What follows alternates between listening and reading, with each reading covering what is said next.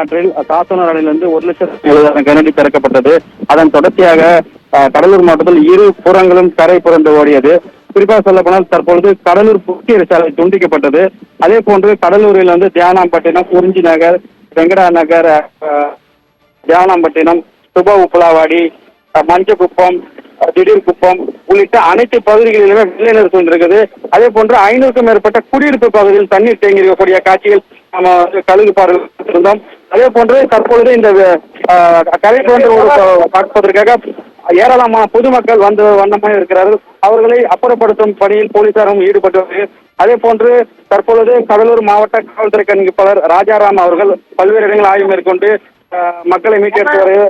அதே போன்று சொல்லப்போனால் கடலூர் மாவட்ட ஆட்சியர் சிபி ஆட்சியர் செந்தில்குமாரும் தற்பொழுது சம்பவ இடத்திற்கு ஆய்வு மேற்கொண்டு வருகிறார். அங்க இருக்கக்கூடிய பொதுமக்களை முகாம்களில் தங்க வைப்பதற்காக அவர்களை தற்பொழுது வழியனுப்பி கொண்டிருக்கிறார். அதே போன்று கடலூர் மாவட்ட சிறப்பு அதிகாரியான ககன்தீப் சிங் அவர்களும் தற்பொழுது சம்பவ இடத்துக்கு வந்து கடலூர் புதுச்சேரி சாலையில் பாதிக்கப்பட்ட இடங்களை தற்பொழுது முகாம்களில் தங்க வைப்பதற்கு ஏற்பாடு செய்துள்ளன. அதே போன்று 25 முகாம்கள் தயார் இருப்பதாகவும் கூறுகிறது. அதே போன்று 7,000 பேருக்கு உணவுகள் தயாராக உள்ளது. தொடர்ச்சியாக பார்க்க போனால் கடலூர் ஆனது தொடர்ந்து பல இயற்கை சீற்றங்களால் பாதிக்கப்பட்ட மாவட்டம்.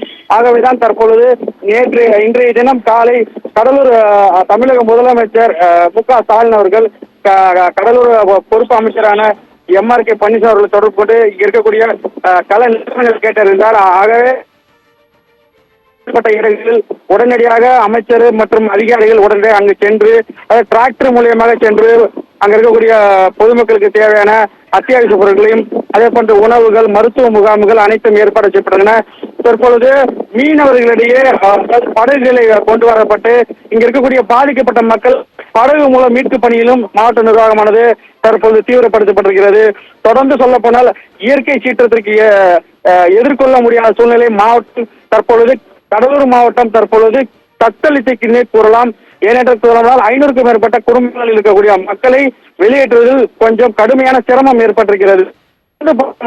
கடல் இரு புறங்களிலும் அலை புரண்டு ஓடுவதால் மக்கள் போன்று தென்பெண்ணை ஆற்றின் கரையோரங்களில் தற்பொழுது பொதுப்பணித்துறை சார்பில் அதாவது மணல் மூட்டைகளை அடுக்கும் பணியும் தீவிரப்படுத்தப்பட்டு வருகின்றன. தொடர்ச்சியாக துறை அதிகாரிகளும் பொதுமக்களையும் முதியவர்களையும் காப்பாற்றி அருகில் இருக்க முகாமில் தங்க வைத்துக் கொண்டிருக்கிறார்கள். ராஜேஸ்வரி, விவரங்களுக்கு நன்றி பார்த்த சாரதி.